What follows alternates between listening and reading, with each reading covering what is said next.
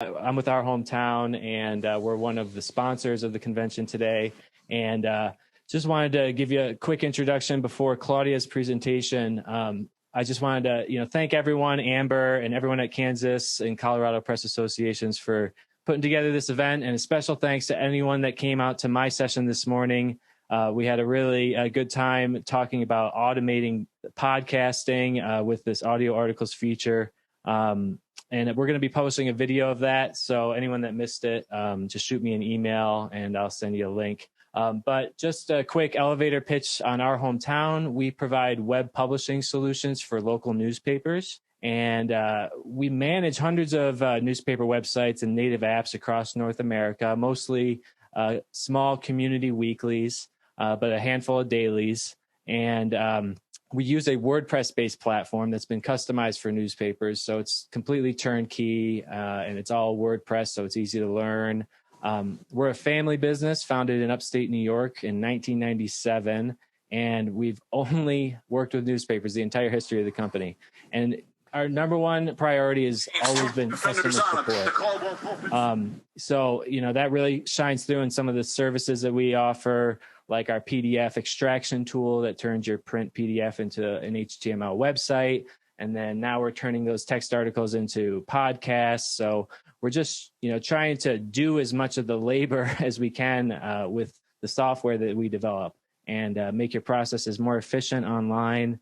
But the platform is constantly evolving, and the feature set is pretty much entirely based on publisher feedback, things that people have needed over the years. So, digital subscriptions. Years ago, when I started working here, we weren't sure if digital subscriptions was going to be the way forward for newspapers online, but that's clearly part of the package now.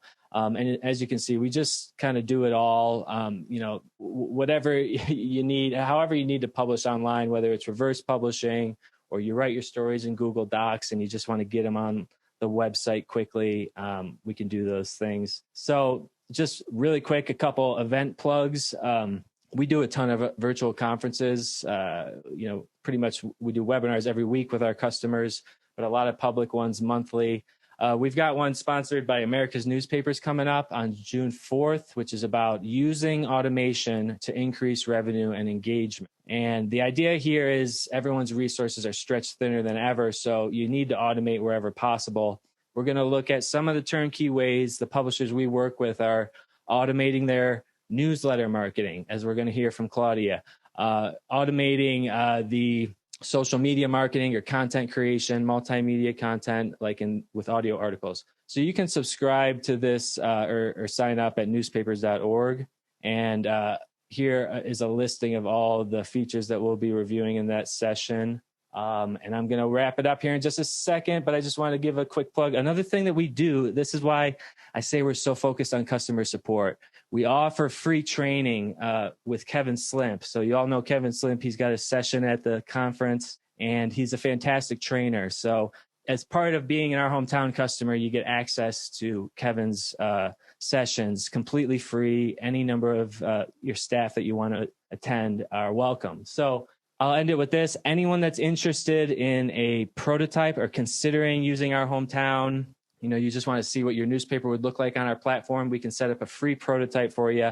Anyone at this conference, completely free, no obligation, just email us at ourhometown.com/contact us, and I'll drop that link in the chat. So without further ado, then, that's my little spiel. I'm going to pass it over to Claudia Law from the Salt Lake City Tribune for her talk on newsletter growth. Take it away, Claudia. Thank you. Well, welcome all. It sounds like you guys have been going through some really good sessions so far. So hopefully I can keep that going with you. Hold on one sec and we'll get you. All right. So a little bit about me, and I work currently at the Salt Lake Tribune. I head up marketing and analytics for the company. And before this, I was actually in Colorado in Durango Herald, down in the corner of the state, and did quite a few jobs for Valentine Communications there. Here at the Tribune, my job is focused around a lot of things, particularly around subscription and digital subscription growth and all of the audience strategies that go along with that. So while we're going to be talking newsletter and really middle of the funnel acquisition, we want to really start talking about our audiences and where they are, because that's data that you just really need to know before you dive in too deeply on newsletters. So I'm sure you guys all have your own audience funnels. This is a really good one that I like to use around kind of social and loyalists all combined into one. So, that big top of the funnel are sorry about that. My mouse is very sensitive, which is a bummer. So at the top of the funnel, we have really our offsite readers. So for us, that's podcast listeners. That's people who don't click through on newsletters. It's some people who just read headlines on social. And you have your users who come, one and done. They come once a month, and it's normally for a viral story or breaking news. Future loyalists, folks who come a number of times in a month, and then loyalists and subscribers. I consider those people who come at least 6 times a month, and those are our biggest supporters, and they're the ones that we really want to leverage, right?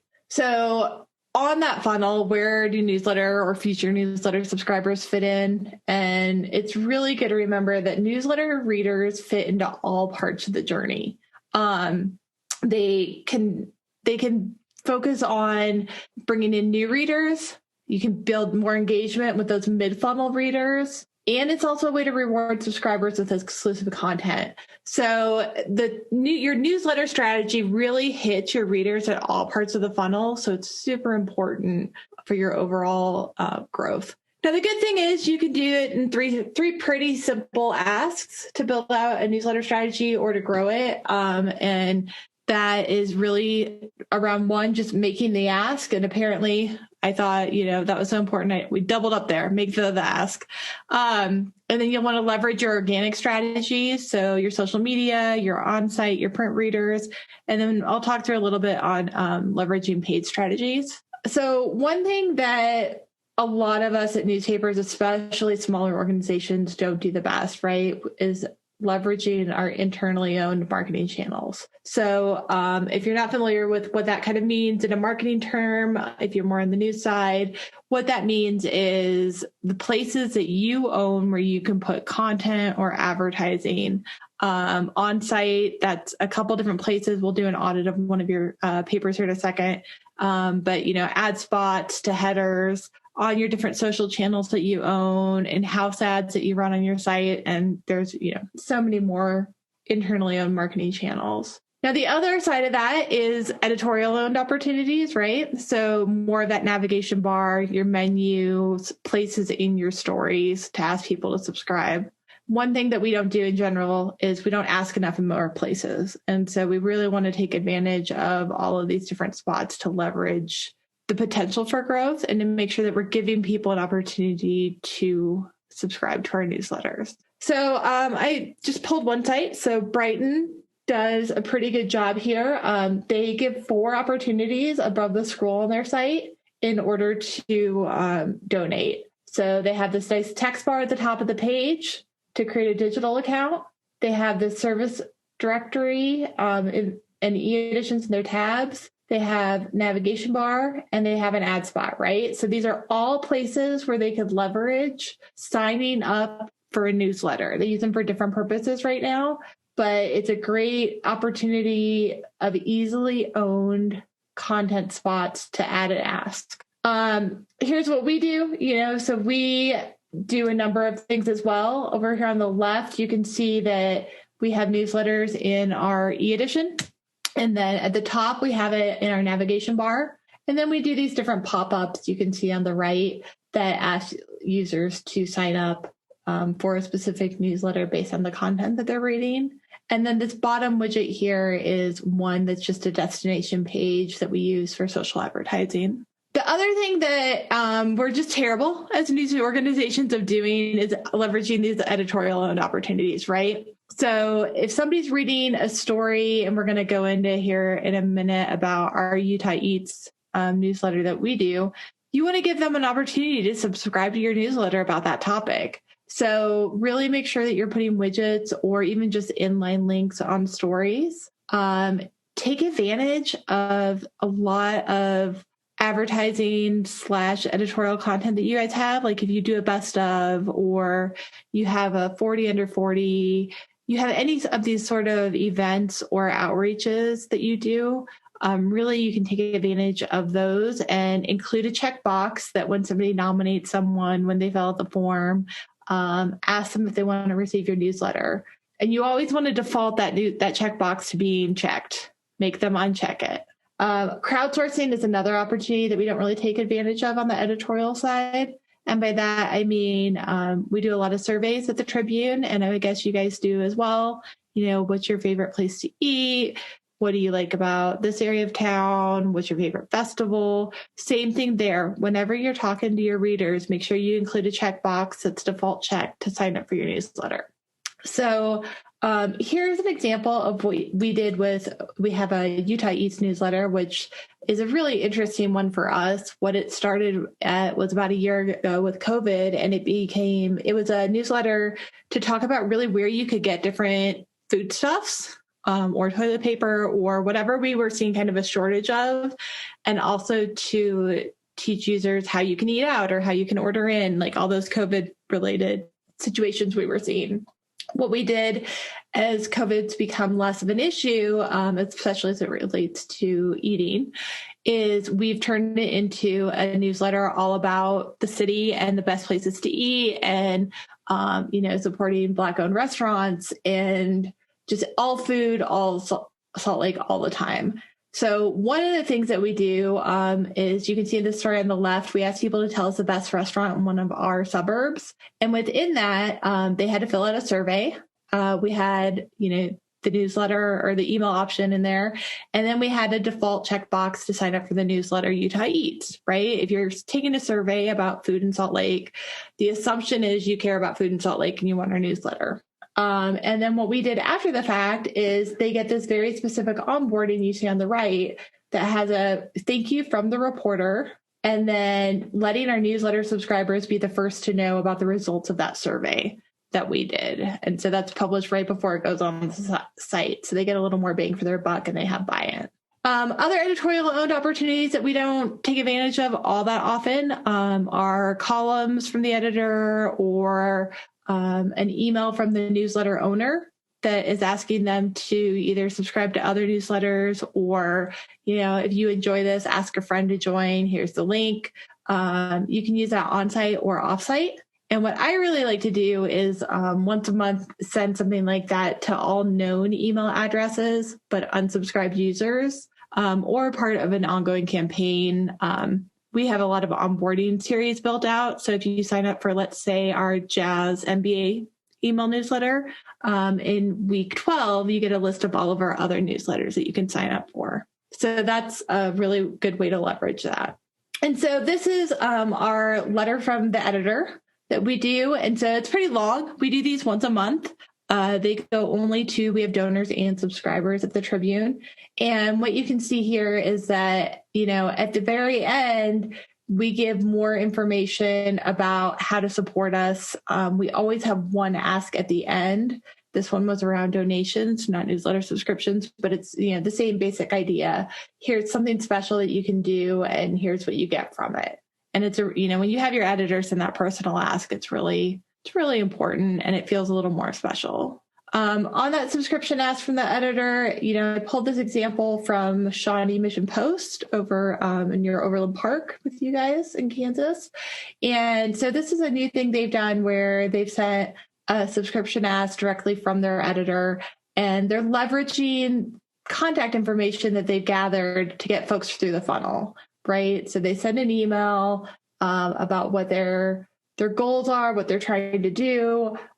This one, they're really trying to drive subscriptions instead of newsletter signups, but the functionality is the same, right? And these short, quick asks that just show that other people really enjoy what they're getting from you can really help drive conversions pretty quickly. You can see pretty big increases from that.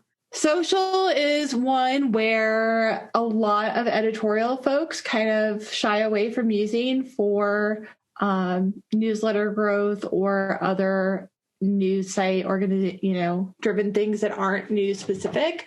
Remember that we just do not ask our users to get content often enough. And so here's some examples of what we do. We do a Twitter ask a couple times a week for different newsletters. We do a number of Facebook asks. Here you have our ask for our book because it's just a little more interactive and recent. So I pulled that. And then over on the right, you can see also we have a Facebook button. We have 9 newsletters, and we filter through. Right now, we have it to sign up for the Rundown, which is our political newsletter. But we rotate through having that integration with different newsletters on the site. So the other thing I want to talk about is advertising opportunities. Sometimes, especially if we're on the editorial side, we don't think about these. House ads, right? If you have a newsletter, get an ad in print, get an ad on your website, leverage that inventory that you guys already have that you don't have to pay for. And then also paid social media campaigns can go really far, particularly for that top of funnel user who hasn't quite decided if they want to come back to you regularly, but might be interested in politics or food or just knowing the headlines for, if it's a daily newsletter, what's going on in your neighborhood. So those paid social media campaigns driving signups can be really, really effective. And your cost per acquisition can be pretty low for those, especially when you first start out because there's so much low hanging fruit. Here's a couple examples of some different advertising that we've done. The version on the left is just a simple Emmerich ad that we run on newsletters. And so it's for the Rundown newsletter, but we run it on our other newsletters. That center option is one that we run throughout the site. And so again, it's inventory we own, so we're not really paying for it. And then on the right are some different paid social campaigns that we do to really try to drive users to sign up. This Utah Eats one was really effective. We did a series with different food stuffs on it. And this one actually converted really well, which I was surprised to see because sometimes beige food doesn't do the best. The other paid opportunities that, if you have a budget and you can, that are really effective are buying email lists or programmatic advertising. So where you buy ads on other sites.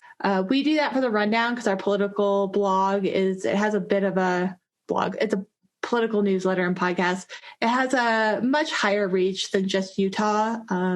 We have Mitt Romney here, just like you guys. We have some newsmakers who folks have a broader interest in. So buying that programmatic advertising offsite has been, pretty effective for us. We haven't had as much success with purchasing email lists, but I think if you have the right ask, those can be effective for your team as well. So some of the biggest things are have a strategy. A lot of people sometimes shy away from the word strategy. It's just a plan, right? How are you going to get folks from the top of the funnel to the middle of the funnel or from no funnel to signing up for your newsletter? It's so important to just know what you're trying to do and what you're doing to get there. And then more importantly, track your success. So if you're trying, you're going to put a button on your navigation bar, test that and see how it works. And then, if you see a big sign up, leave it there, right? If it doesn't perform well, what could you do differently? So maybe you would put it in your hamburger menu and that didn't work well, but your navigation bar might be a better spot to put a sign up. So just continue to try again based on known knowledge.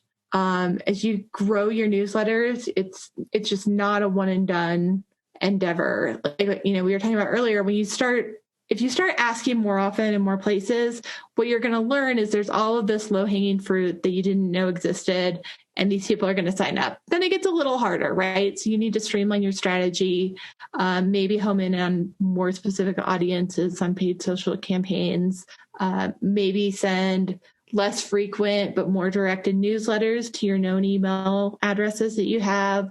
But, start in one spot and then go from there. Now, the biggest thing is a goal to me. You need a goal. Why do you need a goal? Because the goal is always to get bigger, right? Like we just want more. That's what we want, right? Celebrating. I'm a huge fan of celebrating success, right? So if you have 50 newsletter subscribers and your goal is to double it to 100, you'll start to see and you can track how effective things are. And that's really, really, really important. You can directly say, hey, we went from 50 to 55. That's great. but it's not getting you to where you need to have a long-term financial strategy of getting those users through the funnel to paid users. Now, the other thing, and again, this kind of freaks people out sometimes, is you've got to know your cost per acquisition. So if you're on social, and it's costing you $7 to get one person to sign up for an email campaign or your daily email newsletter, but you don't convert very many paid subscribers off of that, that's probably not the best use of your money, right? And on that, you just need to kind of look around and figure out what a good industry cost per acquisition is for the strategy that you're doing. With email addresses, really, you don't want to be spending more than $3 to get an email address. But that varies by what you're trying to do. But those are some numbers. Like, you just have to know your goal, your cost per acquisition, and a general idea of the cost per acquisition that you are goaling against. This is how I handle that. It's simple, right? Like, sometimes we overcomplicate things. I'm a huge fan of the spreadsheet with just simple information. So in this example, we're trying to drive traffic to our daily headlines newsletter, right? So you track the number of subscribers that you're at on that certain day, track the tactics you're using that week, right? And the costs, and then that, cost per acquisition when it's completed, and where you're at the end of that campaign as far as subscribers go. The percentage growth, sometimes I think that's a bigger deal than we give it credit for, right? So in this example, 20% growth, which is pretty impressive this is a made-up campaign, a week-long campaign, right? But if you're going from that 50 to 100, that's 100% growth. That's a big deal. That's a big damn deal. It's not just 50 new people. It's that you have doubled your email list by just kind of trying with a simple strategy campaign. I also really strongly advise putting a note section in, because some things work and some things don't. And especially if you're trying multiple things, right? So my notes here say the house ad did nothing. 90% of the conversions came from social, 10% from email. That's, a bummer, because most of the social in this example is paid. So we want to really be trying to leverage our organic as much as we can. But if you don't track it, you don't know where you were, where you got to, and how you got there. And I just think that's really important to make sure that you're both goaling yourself and tracking the growth. And I talked really fast, y'all. But that was a lot of information and I don't know how many advertising folks we have versus editorial. I hope that you guys have a lot of questions around moving people through those. Maybe you haven't tackled some of those different strategies and want more information. Taylor? Yeah, I just, for something like your food newsletter, do you guys manually enter all of your headlines into that, or how do you set that up? Yeah, so we do we're trying to streamline. So right now for the food blog, it's manually curated and it's one of the ones that we still continue to do, like the personal intro at the top from the reporter. We don't do that on all of them anymore. We used to, but we found particularly with the food one, and that food writer's been here for nearly 30 years. She's been on the food and booze beat for 20 years. There's a real personal connection to her. And so with her in particular, we're trying to leverage that known personality in a way that we don't, create it automated. When you can do it, you should automate anything you can, right? Even if you do something that's automated with maybe just different chatter at the top every day. But for that one, we do curate that by hand. Okay. And it's really focused on engagement. I think, you saw the survey that we did. We report the results of that survey. We actually sold subscriptions around kind of leveraging her voice, and she did the onboarding campaign for those. So that one's it's a really personal newsletter. Okay. And how often do you send those out? Yeah. So when we started with the COVID stuff, it was every day, every weekday. Mm-hmm. Because it was just needed, right? We were all kind of in chaos then. And then we went down to 3 days a week. And then when we made the transition to being more about food and less COVID related items, we went to twice a week. And then we have just turned the frequency down to once a week, and we're seeing kind of the same click-throughs and the same progress. We have more content in it than we did before. And then we're actually, because of the success of that, we've taken out some of the more entertainment-based things, and we're creating a new newsletter around those. I love calling on people. So if you don't have a question, I'm going to make one. Claudia, how many different newsletters do you have at the Tribune? Yeah, so I think we have 8 right now, and we have a 9th in the works.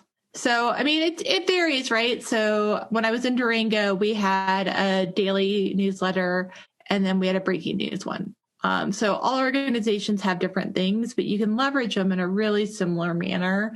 And I think it's so much about, I mean, you guys know, right? The more email addresses we have, the more we can target them, the more we can get them to become supporters, donors, subscribers, really just moving through and having that engagement and that connection with us. So whether it's an automated top stories that just goes every morning at 6 a.m., or whether it's a hand curated newsletter that you have proven is worth the time, I think as long as you're tackling a newsletter strategy, it's a huge win.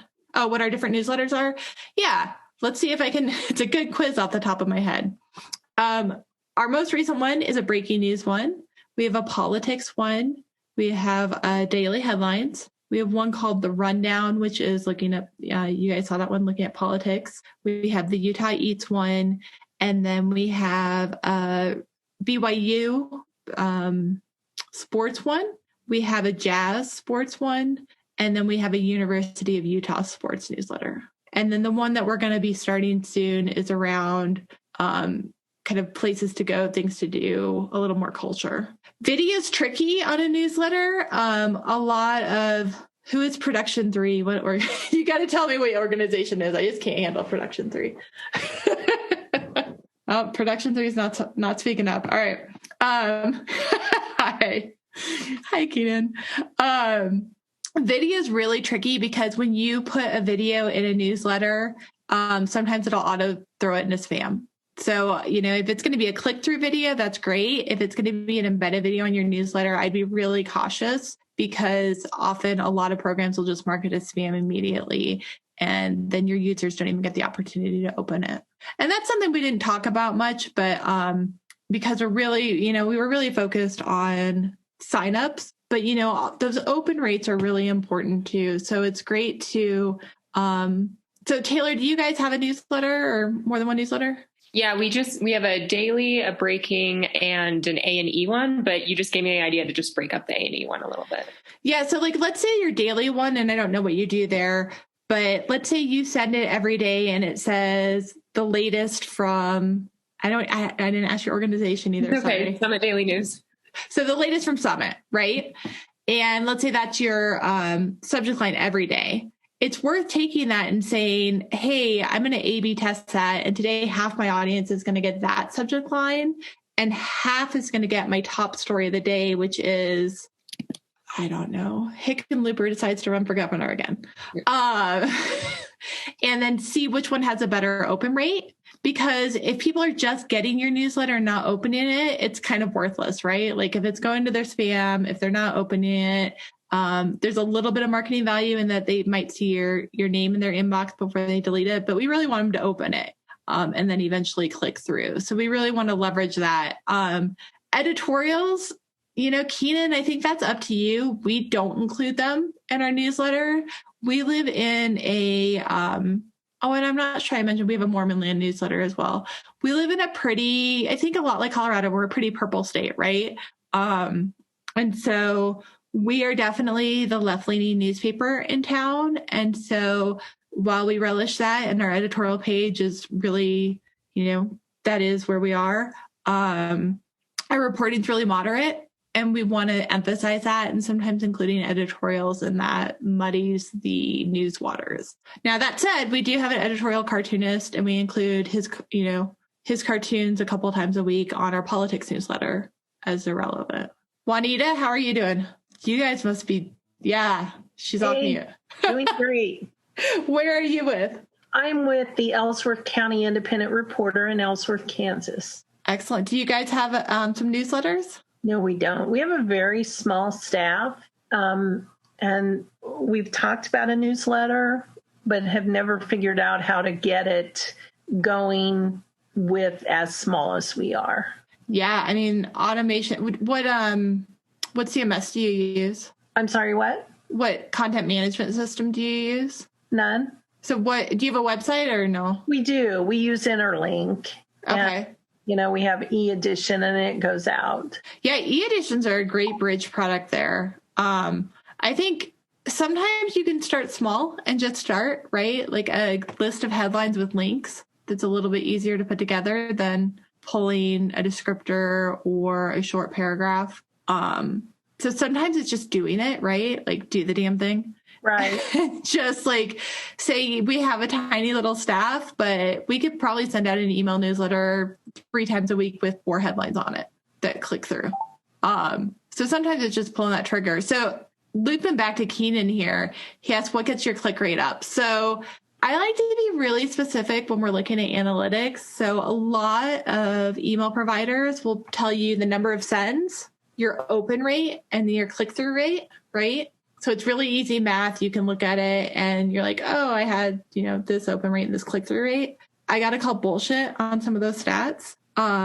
What you're doing when, as Taylor and I were talking about with, the subject line, your subject line is controlling your open rate, right? So if Taylor gets a 10% open rate from her subject line, that's the audience that you need to be looking for click-through rates instead of the 10,000 people she sent to. You need to look at the 1,000 that opened because your click-through rates are based on the content that they see once they open. If you're basing your click-through rates on the number you sent to, you're not really measuring anything that you can make effective change off of anyway.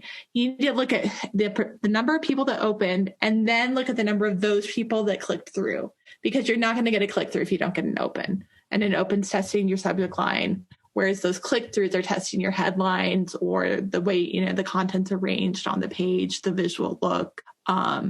So I just really caution when you're looking at those stats, your open rate, your click-through rate can look a lot smaller than it actually is from the wellness, how well you construct your newsletter. Look at your open rate to figure out what your actual click-through rate is. I'm very emphatic about that one because I just think it's like we all think we're doing so horribly when we're not, test what you can control to change, pull the lever for that one thing. You're not going to change your click-through rates if people are opening, but you're not going to get people to open unless you test your subject line. So think of the flow. And I talk about this with search engine optimization a lot because some people like maybe Juanita, right? You guys don't have a newsletter. You've never set one up. You're like, I don't know what I'm doing with newsletters.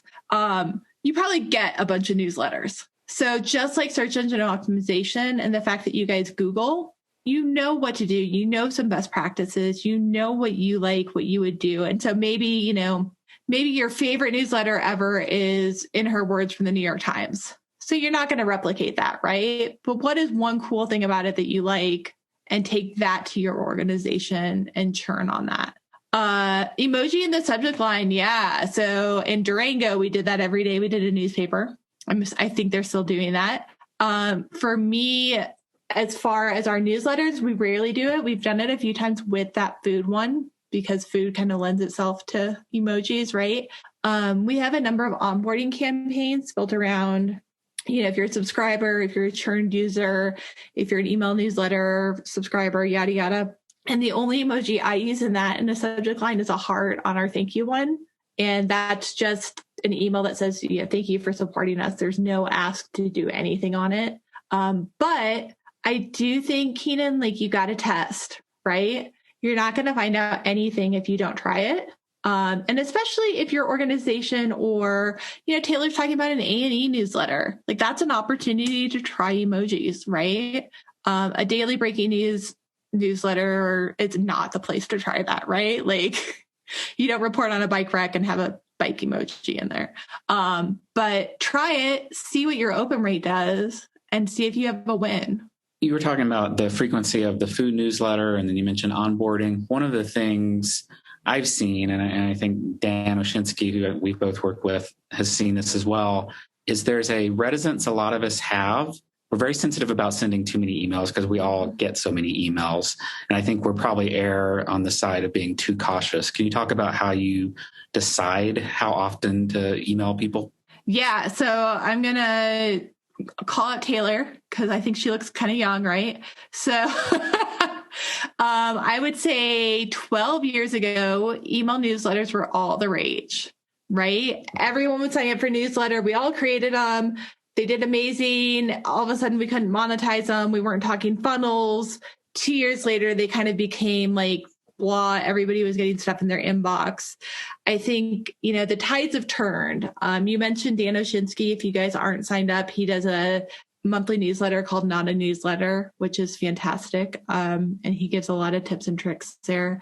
But people enjoy connecting with products they feel an affiliation with. And I think we as news organizations do not give ourselves enough credit for how important we are in people's lives.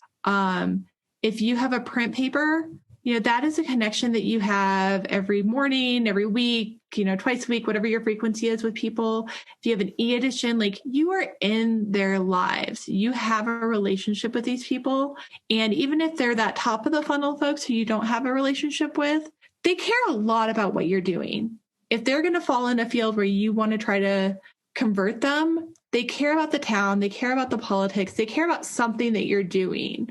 And so give them the chance to opt in, give them the chance to get the news that you provide. And also as news organizations, really to your point, Tim, we're terrible about asking. We're so concerned that we're going to overwhelm people. Whereas, if you use an ESP, email service provider, they have options to manage your subscriptions, or if you're sending a daily headline, next level would be to look at, okay, so I have 50,000 people, it sends to 20,000 aren't opening, right? It gives you the opportunity to send those 20,000 people an email and say, hey, we're launching a weekly product instead of every day.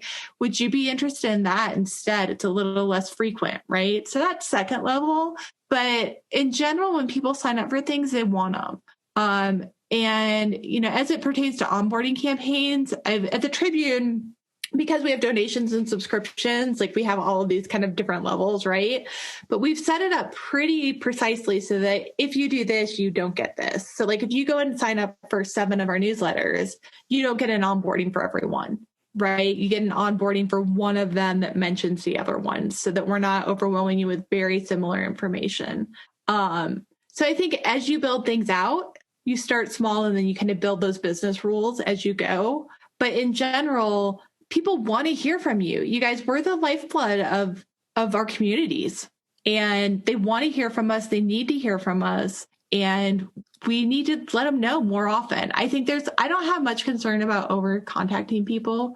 I do with donation asks, and we're pretty meticulous about that. But in general, as it relates to news content, people need that and they want it. How do you manage all those flows? Do you have your own internal systems? Does your ESP provide a good way to set all that up? So a number of things. I have a very confused brain. As you guys saw, I'm a big spreadsheet fan. So I have kind of every level. So we have a different number of subscription levels. So like we have a $3 for 3-month offer for digital. We have a $79. We have one that's part donation, part subscription. We have the print folks. And so I build out their campaigns, and they're all very similar. With just slightly tweaked wordage. And so I track them. I track we send them from specific people on our team. So I track who they're from to help manage staff turnover. And then we use MailChimp as our ESP. And so they have, you can build out a journey for each of those paths. And so that as soon as somebody subscribes or signs up for a newsletter, they get put in that flow. And most email service providers have something like that. I'm very familiar with MailChimps because I've had to build so many of them. But I think, Active Campaign has them. Sometimes you can send an email from CMSs directly and they'll have them built in as well. So it kind of depends on what you're on. And if you're starting small and you don't have one like Juanita, keep in mind, most of these email service providers scale up based on the number of subscribers you have. So if you're starting small, the cost is pretty low to try to do it. Alicia, how are you? I'm good. I knew you were going to call on me eventually. My name is Alicia Paul. I'm from Clay Center, Kansas. I'm the publisher here. We do not have any newsletters currently, but I'm watching this because we're interested in starting one. Why? Mostly my thought in the beginning was like right now, we needed to get the word out really quickly that we have 2 different sports that are going to state next week. And we run pages for good luck messages for families, coaches, community members. So in those situations, we've only been using social media. And if we have 2 or 3 days, because we're a daily Monday through Friday, if we have 2 or 3 days, we'll do house ads in print. But I wanted to find another way to get things to people faster. Mm-hmm. And I mean, that's brilliant. And I think you could pivot on that pretty quickly. I think, never let the technology get in your way. If it seems like it's going to be really hard, find a way around it. It might not be perfect or it might not have the measurables that you want. But sometimes just diving in is the way to start. Yeah. I honestly didn't realize how many news outlets were using newsletters like this.